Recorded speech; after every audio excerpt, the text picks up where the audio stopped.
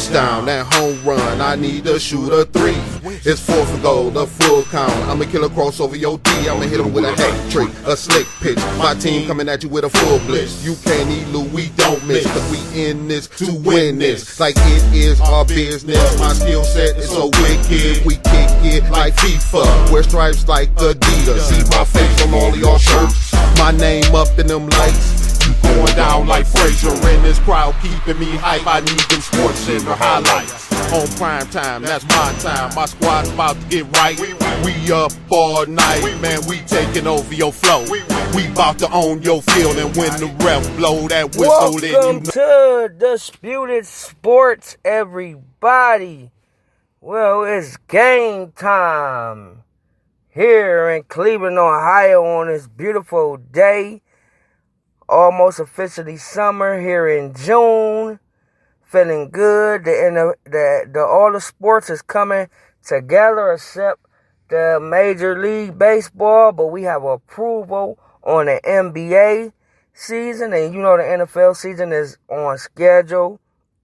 The coaches is back in the facility, and during this tough time, I'm gonna try to take everybody's minds off that, and let's get back into some sports. But man, everybody just keep their head up and just know that God is in control. That's all we can say in this situation, no matter what we going through. Forget, no matter who your president or your leaders of the world, Jesus is always the king. Let's just trust him and trust him to bring peace to this society. So hope everybody is having a great day with their friends and family, and continue to have a blessed day. But we're going to talk about the AFC West. People that's not familiar with the teams in the AFC West is the defending champions, Super Bowl champions, Kansas City Chiefs, the Las Vegas Raiders, got to get used to saying that, formerly known as the Oakland Raiders, Denver Broncos, and the Los Angeles Chargers, formerly known as the San Diego Chargers. To me, this is one of the best divisions in football.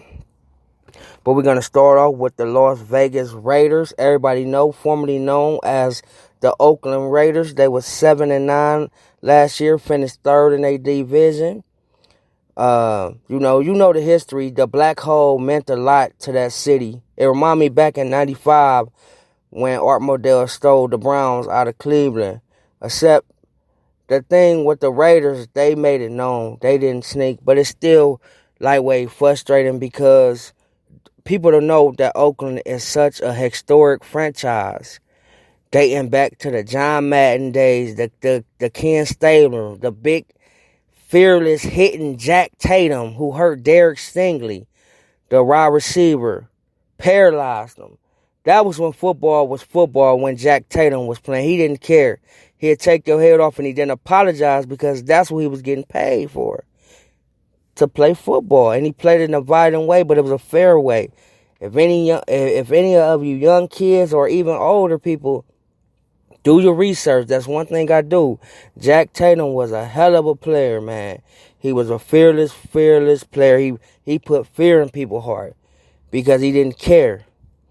Then, you got the Rich Gannon days.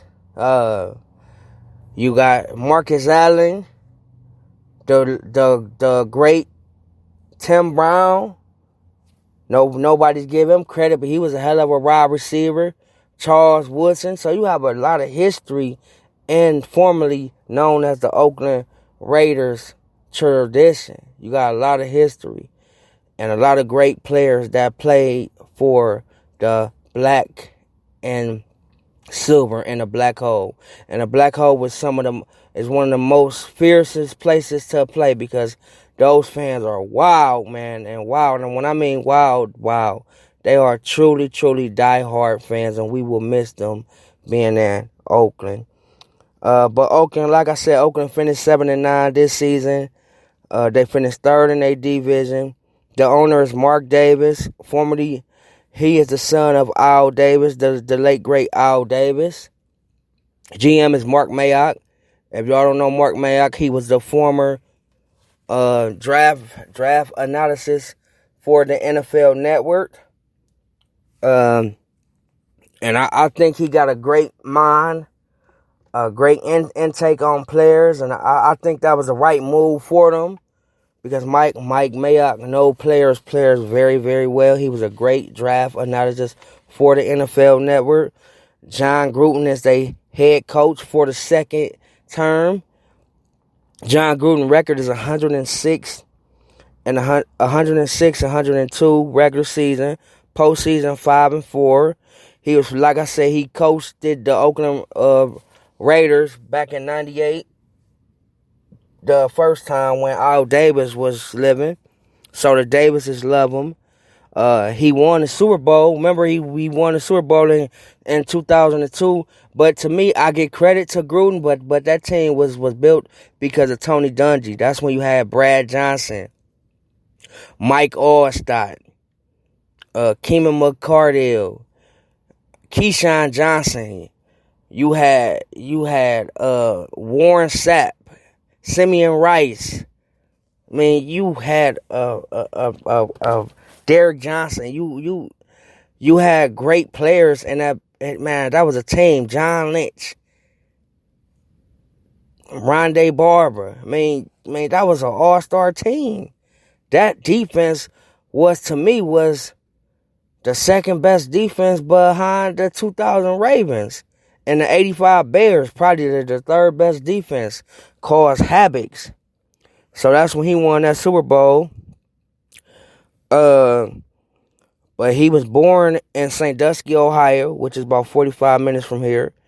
But John Gruden is 11-21 in the 2 years as the Raiders head coach for this year. So John Gruden is a very, very well-respected coach in the league. Smart, you know what I'm saying, feisty, take risks, and he's a very solid coach to me. A lot of people give him too much fame, but I just think he's just a solid coach. He's a good, solid coach that knows X's and O's. Their offensive coordinator is Greg Olsen. He was the Rams quarterback coach in 2017. Their defensive coordinator is Paul Guenther. He was the Cincinnati Bengals defensive coordinator for 3 years before joining the Raiders in 2018. Remember the Dantes Verpers, the Pac-Man Jones, that defense when, man, they used to go against the Steelers in the playoffs. So, Paul Guenther is a great fit for this team. He's physical minded, tough, and he's gonna have that defense tough. Everybody already know that the quarterback of the Las Vegas Raiders is Derek Carr. To me, Derek Carr, he's been up and down. He's been too inconsistent at times, but he has the talent. He just gotta get better with his decision making, and not only that, he gotta be a better leader for this team. On and off the floor. On and off the field. But other than that, Derek Carr, he's very decisive in the pocket. Like I said, he got a strong arm. His decision making and sometimes his accuracy can be a problem. But overall, I think he can be a franchise piece for this quarterback if he be more consistent. He have to be more consistent because it's years that he put up numbers. You like, wow, man, he could be he can definitely be an elite quarterback. But then there's times you like, wow.